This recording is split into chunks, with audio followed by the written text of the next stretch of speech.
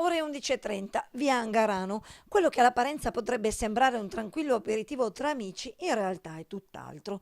Riuniti attorno ad un tavolo, i commercianti dell'area del Ponte Vecchio ascoltano dalla voce del presidente bassanese di categoria, Alberto Borriero, le ultime novità sul restauro del Ponte Vecchio, che, stando a quanto comunicato ieri dal comune, chiuderà nuovamente al passaggio dei pedoni per altri 11 giorni a partire dal prossimo lunedì.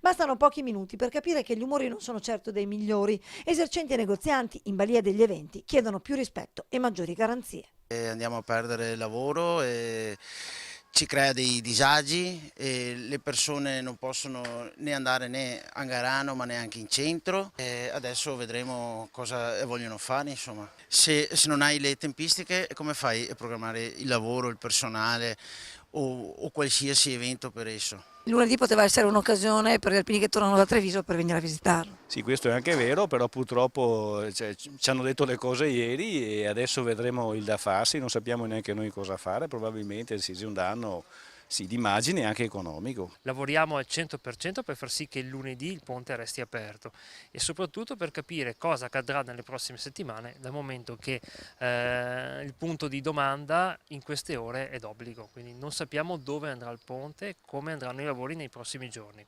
I negozianti di Angarano, oltre a chiedere di rinviare di un giorno la chiusura del ponte, suggeriscono al comune di trovare almeno un compromesso. Chiederei al comune di Bassano di venirci incontro con qualche sgravio fiscale, almeno a livello tasse, a livello imposte. Ogni chiusura significa attività che non lavorano, dipendenti che vengono lasciati a casa senza preavviso, quindi il danno economico che queste aziende stanno subendo è incalcolabile.